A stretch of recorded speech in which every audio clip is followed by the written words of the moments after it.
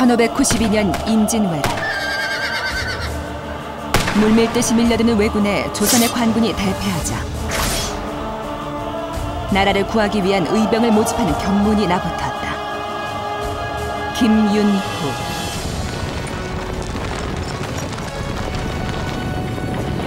당시 의병 모집 경문에 등장한 인물은 고려 대몽항쟁의 영웅 김윤후였다.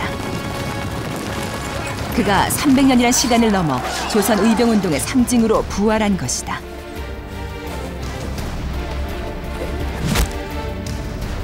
고려 백성과 함께 세계 최강 몽골군을 두 차례나 격파했던 김윤후.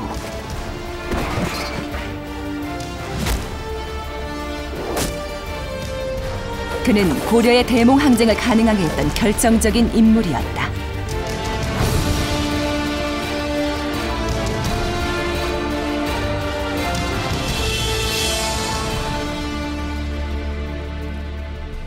세종대왕의 한글 창제, 이순신 장군의 임진왜란 승전. 이렇게 위대한 업적을 남긴 사람들은 그 업적이 고유명사가 돼서 일반인들에게 기억됩니다. 고려 대몽항쟁의 영웅 김윤후. 임진왜란 당시 조선 백성들에게 김윤후는 바로 그런 인물이었습니다.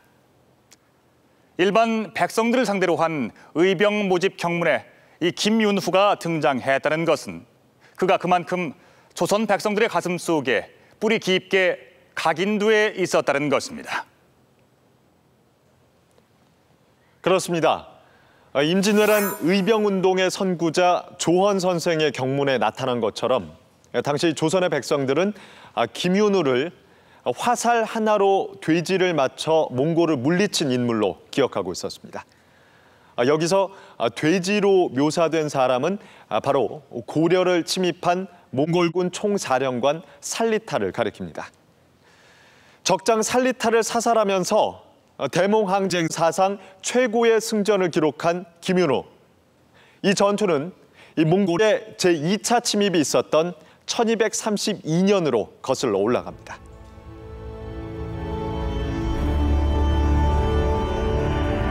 (1232년) 고려의 불안한 전운이 감돌기 시작했다. 이것들이 고려 조정이 강화도로 도망을 가! 고려 정부가 강화도로 수도를 옮기고 몽골에 대한 항전 의지를 밝힌 것이다. 고려는 이와 더불어 몽골이 파견한 민정 담당관 다루가치 72명을 모두 살해했다. 몽골에 대한 명백한 선전포고였다.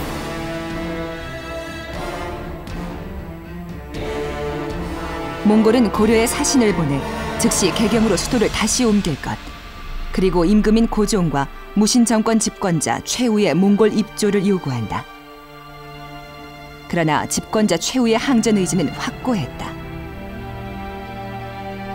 40여 년의 기나긴 대몽항쟁, 그 서막이 시작된 것이다.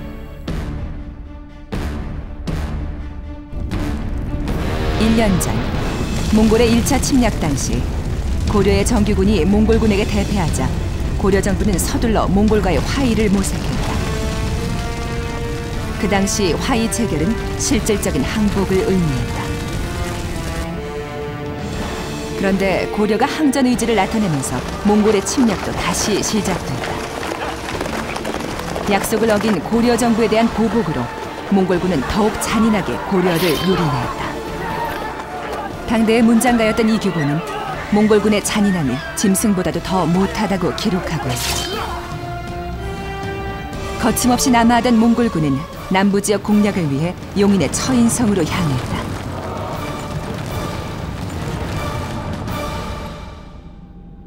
고려시대 처인성이 위치했던 경기도 용인시 남사면. 바로 이곳 처인성에서 몽골군 총사령관의 목숨을 노리는 한 사람이 기다리고 있었다. 몽골군이 다가온다는 소문이 퍼지자 처인 부국민들과 인근 고을의 백성들은 서둘러 처인성으로 대피했다. 근처 백현원의 승려 김윤후도 그들 중 한 명이었다. 곧이어 몽골군 총사령관 살리타가 이끄는 몽골의 주력 부대가 처인성에 도착했다. 살리타는 권 황제라는 직책으로 고려 정보를 책임지고 있던 몽골의 총사령관이었다.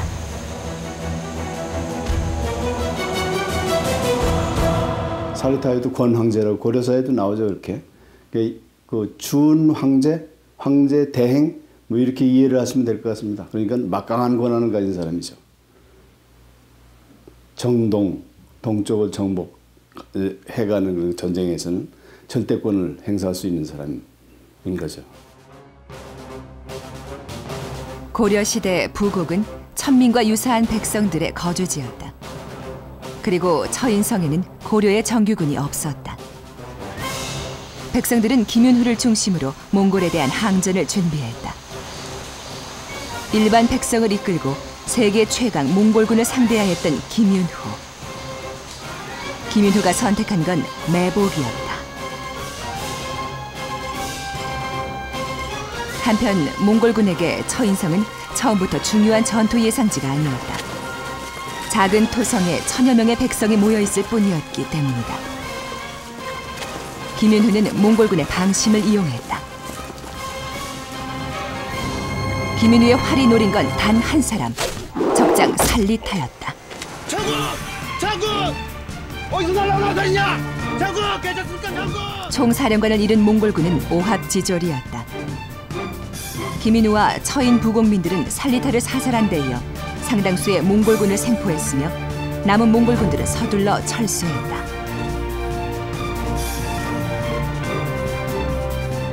몽골의 권 황제를 사살한 이 전투는 원나라 역사에도 기록된 일대 사건이었다.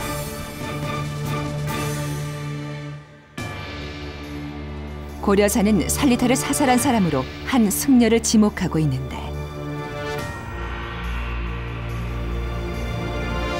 그가 바로 김윤후였다. 김윤후는 승려의 신분으로 일반 백성을 이끌고 세계 최강 몽골군을 격퇴한 것이다. 김윤후의 처인성 전투 승리로 몽골군은 일제히 고려에서 철수했으며 최씨 무신 정권은 대몽 항쟁에 자신감을 갖게 됐다. 정책적으로는 항전을 결정을 한 것이 되겠습니다. 그러나 그런 항전을 지속할 수 있는가 하는 그런 문제가 바로 이제 이 김윤후의 승전에 의해서 계속해서 고려 정부가 자신감을 가지고 항전을 추진할 수 있는 그런 원동력이 됐다 이렇게 볼 수 있기 때문에 이런 점에서는 굉장히 중요한 그런 사건이다 이렇게 말씀드릴 수 있을 것 같습니다. 고려 정부는 김윤후를 고려군의 사령관에 해당하는 정삼품의 상장군에 임명했다. 그런데 싸울 때 저는 활과 화살도 갖고 있지 않았사옵니다. 그런데 어찌 제가 그런 큰 상을 받겠사옵니까? 김윤후가 큰 상을 사양한 것이다. 고려사 김윤후 전에는 김윤후와 고려 조정의 엇갈린 주장이 모두 기록돼 있다. 고려 조정은 큰 상을 사양하는 김윤후를 상장군보다 훨씬 낮은 계급의 섬랑장에 임명했다. 이후 김윤후는 승복을 벗고 본격적인 무관의 길에 들어서게 된다. 처인성 전투는 그 중요성에 비해 현재 남아있는 기록이 너무 부족해서 당시의 상황을 정확하게 추정하기가 쉽지 않습니다. 일부에서는 김윤후가 이 살리타의 부대와 전면전을 치렀을 것이며 그 과정에서 살리타가 날아오는 화살에 맞아 죽었을 것으로 추측하기도 합니다.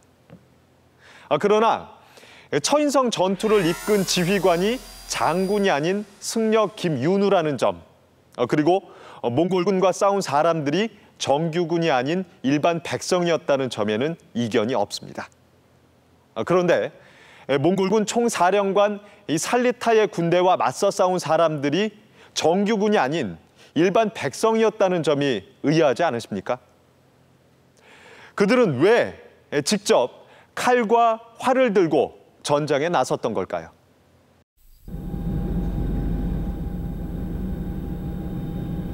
경기도 용인시 남사면에 위치한 처인성터. 성터 앞에 세워진 승첩 기념비가 아니라면 대몽 항쟁 시기 치열한 전투의 흔적을 찾아보기 힘든 작고 야트막한 동산의 모습이다.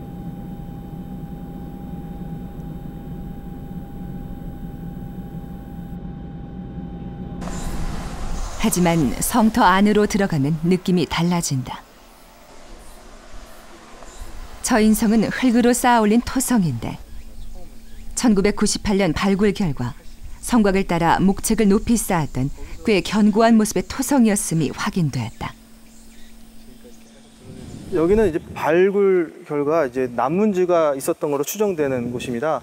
근데 그 남문지를 문지를 만들기 위해서 했던 어떤 시설물들이라든지 그런 것들이 발굴된 대부분 확인이 되었습니다. 그래서 이제 문 길도 어느 정도 확인이 되었고요. 그리고 지금 저쪽으로 내려가게 되면은 그 건물지도 역시 확인되었습니다. 비교적 큰 건물이었던 것 같습니다. 거기서 나오는 유물들을 통해 볼 적에 통일신라부터는 이 지역에서 어떤 여러 가지 일들이 있었지 않았을까 생각이 듭니다. 처인성에는 고려부터 조선 초기까지 식량을 보급하는 군창 기지가 있었다고 전한다. 둘레가 채 500m도 되지 않은 이 작은 성이 중요했던 이유인 것이다.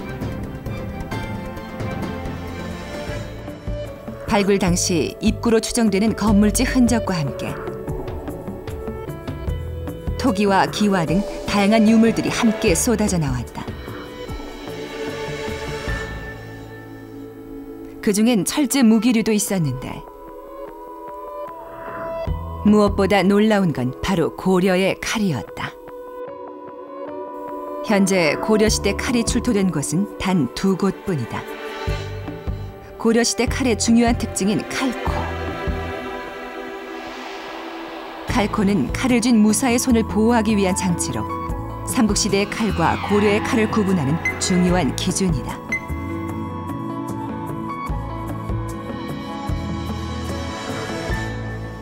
한쪽 그 성벽 길이가 100m도 채 되지 않는 조그마한 곳에서 어떻게 전투를 치렀는지 지금도 의아해할 정도로 아주 작은 규모의 성이었습니다. 그래서 이것을 조사할 때에 과연 여기서 어떤 고려 후기 몽고와 전쟁을 치를 시기의 유물이 나올 수 있을 것인가 하고 의아해했었는데, 그러면서도 아주 유명한 역사의 현장이기 때문에 조심스럽게 조그만 구역만을 시범적으로 조사를 했습니다.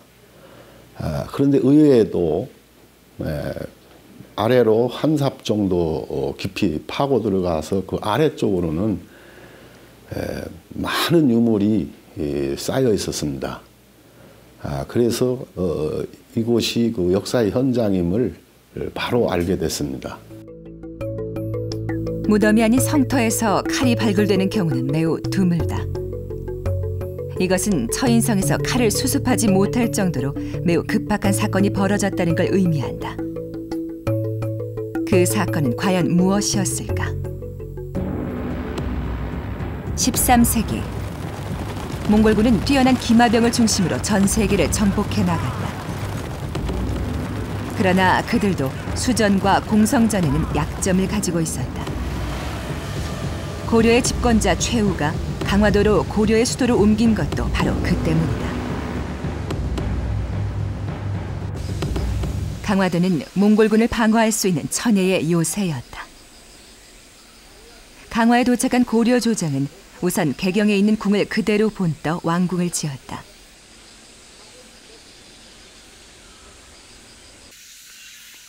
궁궐이 만들어지는 동안 궁을 보호하는 내성을 쌓았다. 내성은 강화읍과 선원면 일대를 둘러싼 광대한 토성이었으나 개경 환도와 함께 몽골의 요구로 허물어버려 현재는 조선 숙종 때 개축한 석성이 남아있다.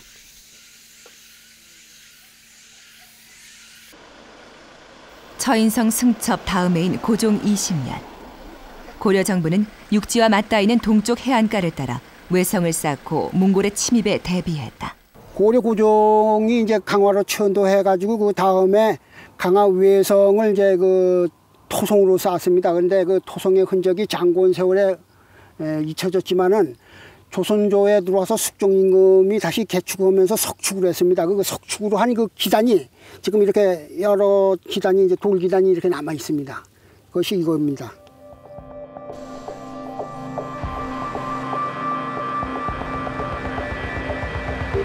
지금은 흔적만 남아있지만 축성 당시 이 외성의 길이는 수십 킬로미터에 달했다고 한다.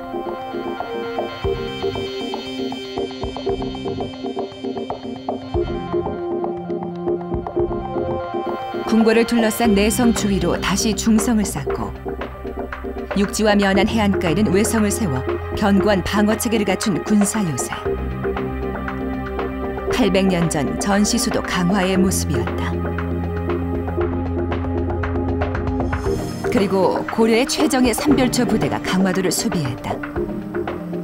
이렇듯 최씨 무신 정권의 대몽 항쟁은 철저히 강화도 방어에만 집중돼 있었다.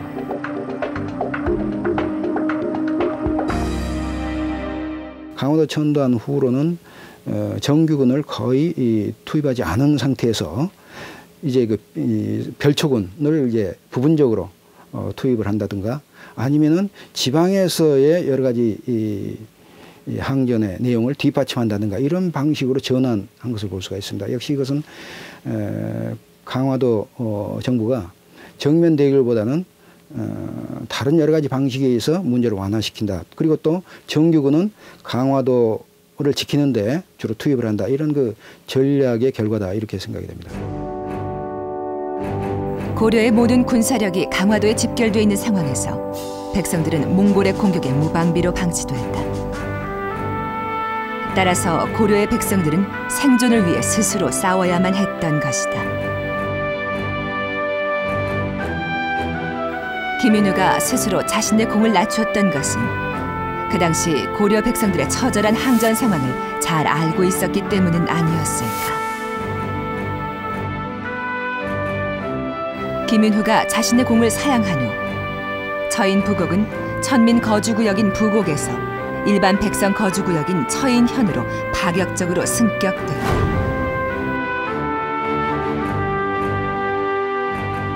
(13세기) 당시 세계는 몽골 제국의 것이었습니다. 세계 역사상 유례가 없는 강력한 정복 전쟁이 몽골에 의해 진행되고 있었습니다. 이 몽골은 30여 년 동안 고려를 6차에 걸쳐 침략하게 되는데 이 중 결정적인 전투의 패배로 인해서 고려에서 철수하게 된 경우는 단 2번이었습니다. 바로 2차 처인성 전투와 5차 충주성 전투가 그것입니다. 그런데 놀라운 사실은 당시 세계 최강의 몽골군을 격퇴한 이 두 전투의 지휘관이 동일 인물이라는 것입니다. 바로 김윤후였습니다. 처인성 전투를 승리로 이끈 21년 뒤에 그는 처인성의 승리가 결코 우연이 아닌 필연이었음을 충주성에서 다시 한 번 입증하게 됩니다. 1253년 몽고의 제5차 침입이 시작된다. 몽골은 고려의 집권자 최우가 사망한 후에도 고려 조정이 개경으로 환도할 기미를 보이지 않자 침략을 개시한 것이다. 고려 정벌을 마무리 짓기 위해 출정한 사람은 몽골의 황족 에쿠. 에쿠는 몽골의 황제 몽케칸의 숙부로 야굴 대왕이라 불리는 인물이었다. 에쿠가 이끄는 몽골의 주력 부대는 지금의 춘천인 춘주까지 파죽지세로 남하했다. 그리고 이곳 춘주에서 몽골의 5차 침입 당시 가장 큰 참극이 벌어진다. 춘주 사람 박항이 부모로 추정되는 시체만 300구를 찾았다는 춘주 전투. 이 전투 이후 몽골군의 잔혹함에 놀란 많은 고려인들이 몽골에 항복했다. 그리고 에쿠의 몽골군이 충주에 도착한다. 충주에 있는 중원 탑평리 7층 석탑. 우리나라의 중앙부에 위치한다고 해서 중앙탑이라고도 불린다.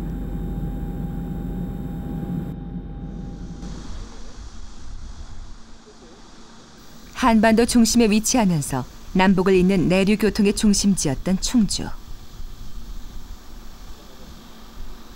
40년 대몽항쟁 기간 동안 9번에 달하는 전투가 이곳 충주에서 벌어졌다.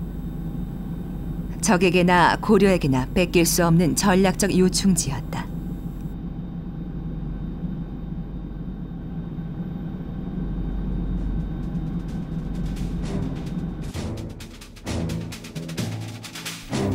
에쿠는 투항한 고려인들을 방패로 삼고 고려를 배신한 부몽본자 홍복원과 이연을 앞세워 충주민의 항복을 권유했다. 충주성에는 김윤후가 방호 별감으로 내려와 몽골군을 기다리고 있었다. 처인성 승첩 이후 21년이 지난 후였다. 김윤후와 충주민들은 항전을 결의했다.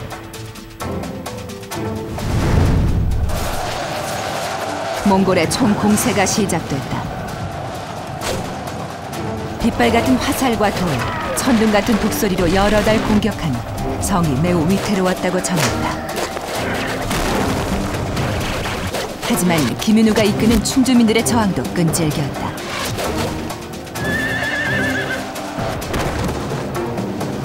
(10월에) 시작된 전투는 11월이 지나도록 끝날 줄 모르고 계속되고 있었다.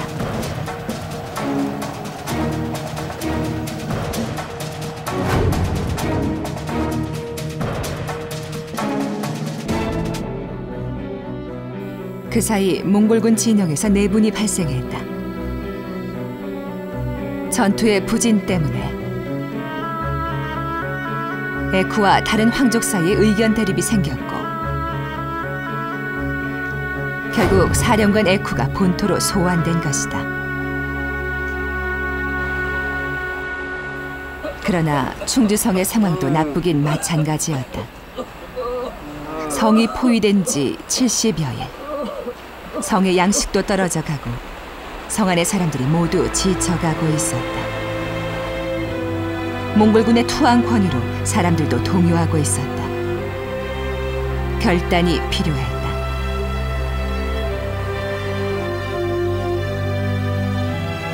김윤후는 성내의 사람들, 특히 노비들을 불러 모았다. 그의 손에는 그들의 노비 문서가 들려 있었다.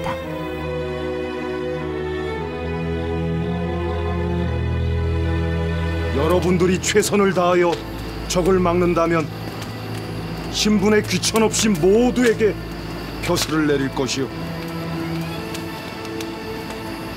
여러분들은 내 말을 믿으시오.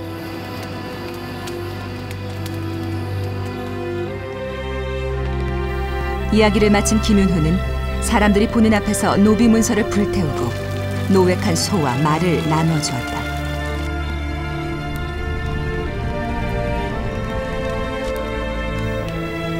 엄격한 신분제 사회에서 김윤후의 결단은 결코 쉬운 게 아니었다.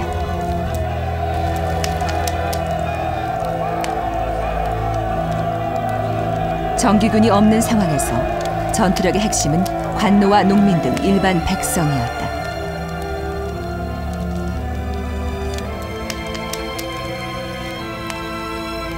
김윤후의 결단은 이들을 독려하기 위한 비책이었다.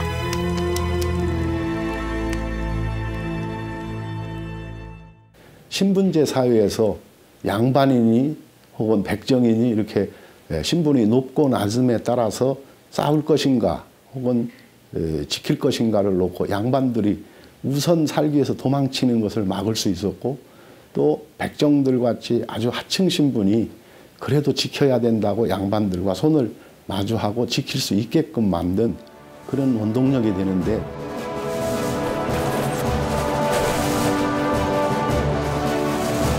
고려사는 성안의 사람들이 김윤후를 믿고 죽음을 무릅쓰고 항전했으므로 몽골군이 좌절해 남진하지 못했다고 전한다. 몽골군이 충주에 도착한 지 70여일 만에 고려 조정의 승전보가 전해졌다. 전쟁에서 승리한 김윤후의 약속은 고려 정부에 의해 이행됐다. 농민에서 노비에 이르기까지 공에 따른 포상이 주어졌고 충주가 국원경으로 승격됨으로써 충주민에 대한 집단 포상도 이루어졌다. 70일간의 충주성 전투. 김윤우는 다시 한번 몽골의 황족인 에쿠를 상대로 승리를 거두게 됩니다. 이 노비 문서를 소각함으로써 백성의 정신력을 승리의 원동력으로 삼은 김윤우. 그러나 몽골은 오랜 정복전쟁 경험과 동서양의 신무기로 성을 공격하는 공성전에 매우 강했습니다. 그렇다면 김윤우와 충주의 백성들은 오로지 정신력만으로 이 70일간에 걸친 몽골의 집중 공격을 견뎌낼 수 있었을까요? 역사의 수수께끼로 남아있는 충주성 70일간의 항전, 그 원동력을 추적해봤습니다. 김윤후와 충주민들이 70일간 항전한 충주성은 어디일까? 조사 연구가 진행 중이지만 현재 충주의 대림산성이 유력시 되고 있다. 대림산성은 둘레가 5km에 달하는 대규모 성곽이다. 성 앞에 하천이 흐르고 진입하는 입구가 좁다는 장점을 갖고 있다. 성 안에 물이 풍부하다는 점도 70일 항전을 뒷받침하는 중요한 요소 중 하나다. 대림산성의 흔적을 찾기 위해선 가파른 산길을 올라야 한다.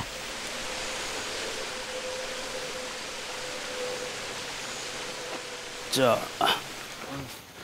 지금 이제 라는 느낌이 좀 안 나는데요. 이게 지금 성벽이 이제 잔존 부분이거든요. 지금 뭐 완전히 다 무너졌지만 지금 보시면 이런데 성터 곳곳에서 고려시대 것으로 추정되는 토기와 기와편들이 발견된다. 그리고 이렇게 보시면 이런 것들은 기와잖아요. 이게 기와잖아요, 이제. 이런 기와들이 여기서 나온다라고 하는 얘기는 일단 대림산성과 고려시대를 연결시켜주는 중요한 유물들이다.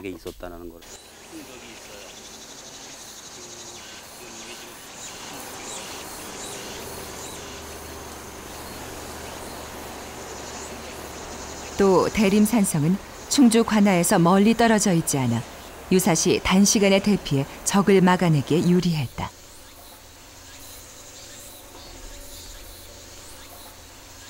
대림산성은 삼국시대 후기에 축성돼 주로 고려시대에 사용됐을 것으로 추정된다.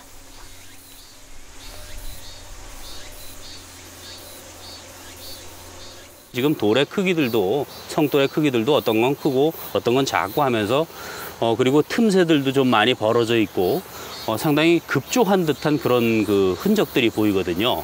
그래서 이 성벽에 축조를 했던 그 시대가 어떤 평화롭게 성벽을 축조를 하는데 시간을 많이 투자한 그런 시기이기보다는 그 신라말 고려초쯤에 그 혼란한 어떤 그 후삼국이 쟁패를 벌린 어떤 그 혼란한 전국에 이 성을 급조해서 만든 것이 아닌가, 이제 그런 생각이 듭니다. 전쟁이 일어나면 식량을 챙기고 들판을 태운 후 산성으로 들어가 적을 방어하는 청야 입보는 고려의 중요 전술이었다. 천연의 요새인 대림산성은 몽골의 공격을 막아내기 위한 최선의 선택이었을 것이다.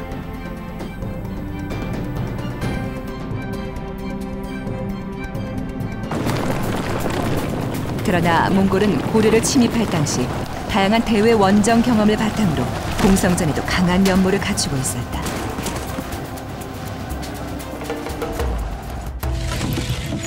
몽골군은 금나라와의 전쟁을 통해 사다리 차인 운제와 성 너머로 돌을 던지는 발석차 등 공성 무기들을 사용하게 됐다. 또 거란, 여진 등 공성전의 강한 정복국의 군사들을 전쟁에 참여시키고 있었다. 몽고군은 그 청야 입보의 공성전을 전개하는 고려에 대항하기 위해서 당시 그 거란족, 여진족, 한족으로 구성된 그러한 별도의 부대를 확보했으며 특히 그 위구르족, 해족이라고 하는 위구르족의 공성전을 그 공성 무기를 만드는 그런 기술자들을 동원해서 공성 장비를 만들어서 고려를 침공했던 것입니다. 몽골은 서역의 호라짐을 정복할 때 다양한 첨단 무기를 사용했다. 당시 사용한 발화 무기 가운데는 지금의 수류탄과 비슷한 것도 있었다. 몽골군이 점령한 도시의 성벽 근처에서 주로 발견되는 이 무기는 두꺼운 자기로 만들어졌다. 용기 안에 기름을 가득 채우고 점화선을 넣은 뒤 불을 붙여 던지면 폭발이 일어난다. 어른 주먹 정도의 크기지만 그 위력은 컸다.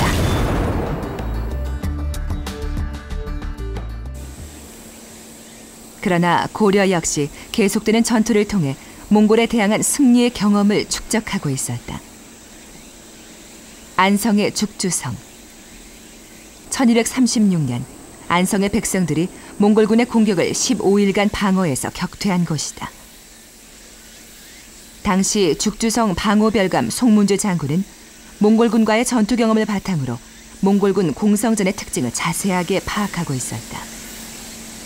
죽주를 통한 승리의 경험은 중앙에서 파견된 방호별감을 통해 다른 지역에도 퍼져나갔다. 고려 정부에서 파견한 방호별감 송문주 장군을 중심으로 지방관리 그리고 지방민들이 혼연일체가 되어 승리로 이끌어낸 훌륭한 전투라고 할 수 있겠습니다.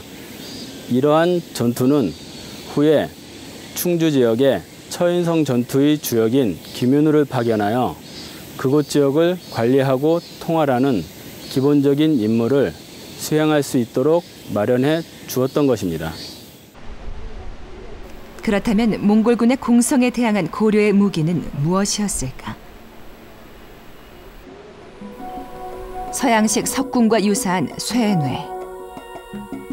우리나라는 삼국시대 이전부터 쇠뇌가 발달돼 있었는데 특히 고려는 쇠뇌 부대를 따로 운영할 정도로 쇠뇌를 중요하게 여겼다.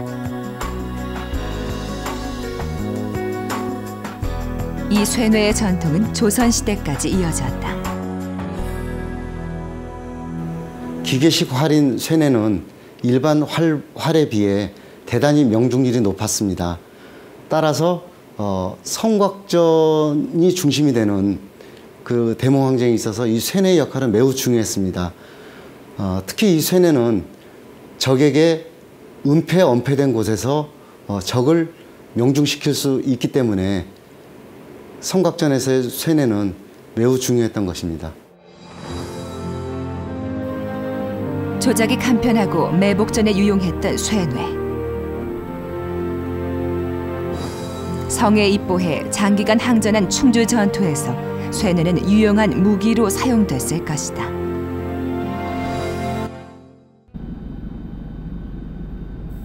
그리고 충주에는 쇠뇌와 같은 철제 무기를 제작하는 고려시대 대규모 제철단지가 있었다. 다인철소라고 알려진 고려시대 제철단지의 유적이 충주 첨단지방 산업단지 발굴을 통해 조금씩 그 모습을 드러내기 시작했다. 다인철소는 고려시대에 전문적으로 철을 생산해 정부에 조달했던 지역이었다. 이번 발굴을 통해 발견된 외형이 남아있는 야철로 유적. 야철로란 철을 재련하는 일종의 용광로 시설. 과거에는 야철로를 부숴가면서 철을 재련했기 때문에 그동안 외형이 남아있는 야철로의 유적을 찾는 건 쉬운 일이 아니었다.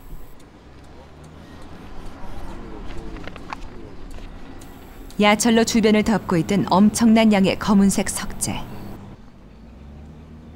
이 석재를 자세히 들여다보면 일반 석재와는 다른 점을 쉽게 찾아볼 수 있다.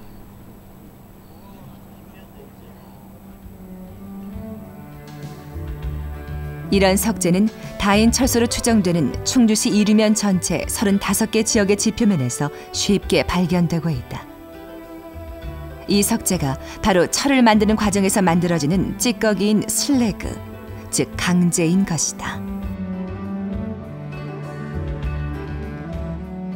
지금 저희가 서 있는 이 지점에서 대략 그러니까 그 15톤 덤프 트럭으로 한 6대 분량 이상의 그 슬래그를 걷어낸 바가 있습니다. 그 정도 슬래그의 양이라고 하면 보통 이제 이런 야철을 연구하시는 분들 입장에서 보셨을 때는 대략적으로 이런 야철 로고가 한 100여 개 정도에서 있어야만이 나올 수 있는 그런 양의 슬래그 양이라고 보통 얘기를 하십니다.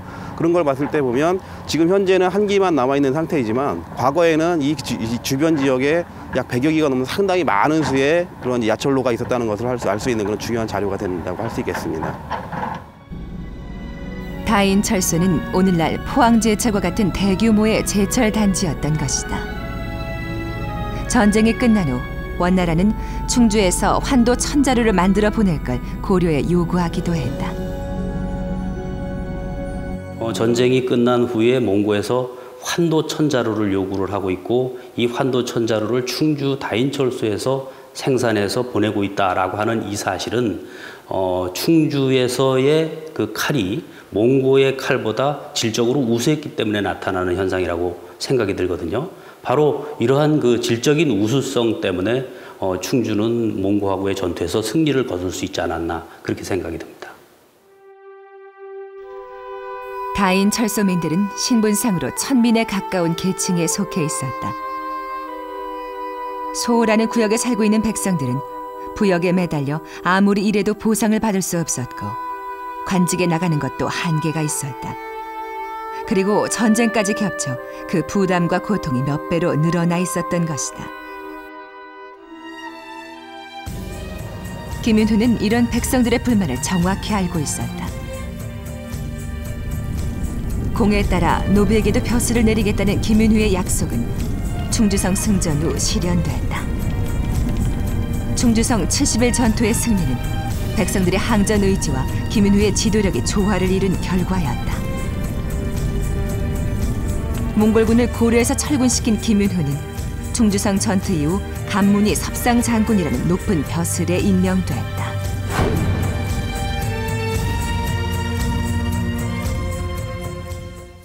대몽 항쟁 기간 동안 지역민들의 활약이 두드러진 전투에 대해선 지역민들의 신분이 집단으로 상승하는 지역 승격이라는 집단 포상이 이루어집니다. 대몽 항쟁 기간 이 지역 승격이 이루어진 곳은 모두 4곳. 그런데 이 중 무려 2곳의 지휘관이 김윤후였습니다. 하지만 이렇게 혁혁한 전과에도 불구하고 그에 대한 기록은 많이 남아있질 않습니다. 그는 왜 이처럼 역사로부터 소외됐던 것일까요?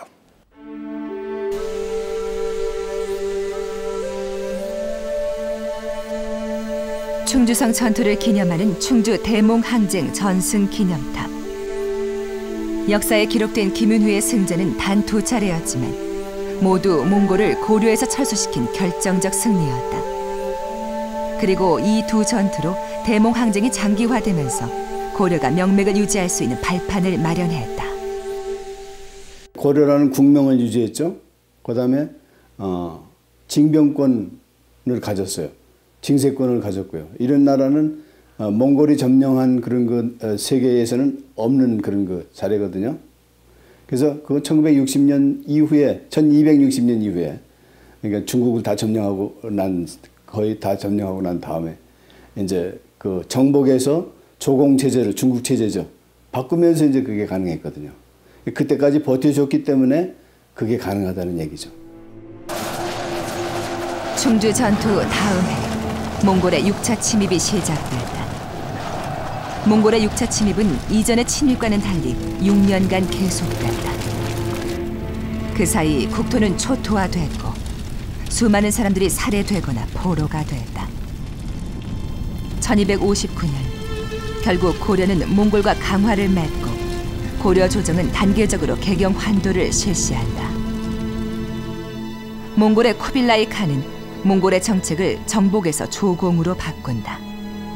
이후 고려는 몽골이 세운 원나라가 멸망할 때까지 약 1세기 동안 원나라의 내정 간섭기를 겪게 된다.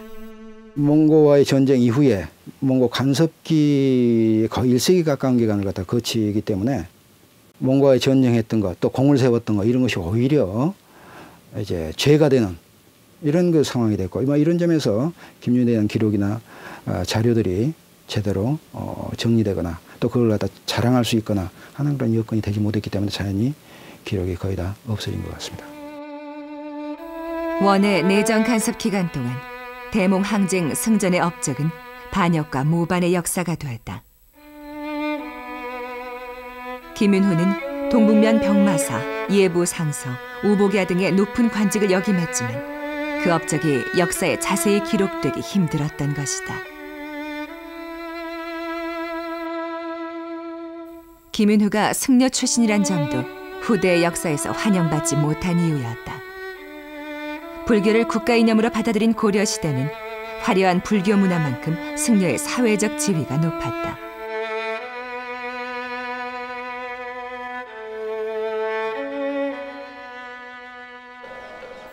많은 수의 사찰과 탑이 건설되고 이름난 승려들은 왕실과 나라의 스승으로 국가 정책에 중요한 영향을 미쳤다.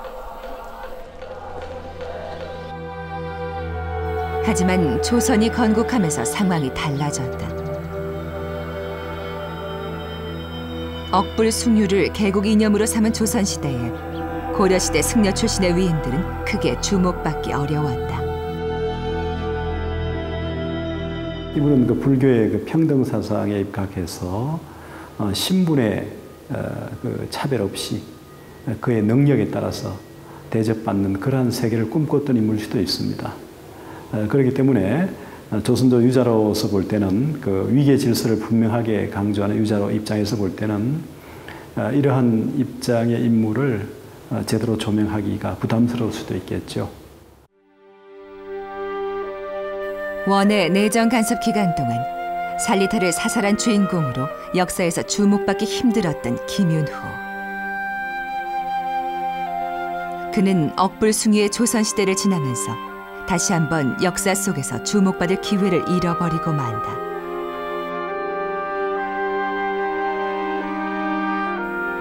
그러나 그의 이름과 업적은 뜻밖의 시대와 장소에서 부활한다.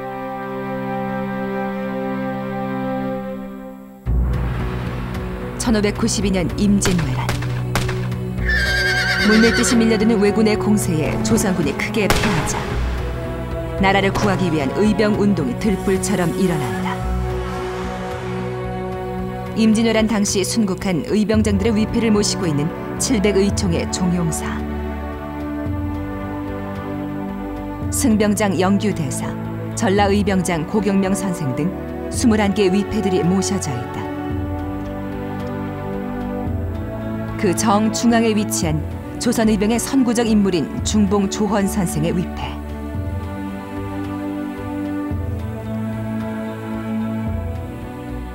중봉 조헌 선생은 고려시대의 영웅 김윤후를 백성들에게 상기시키며 의병을 모집했다.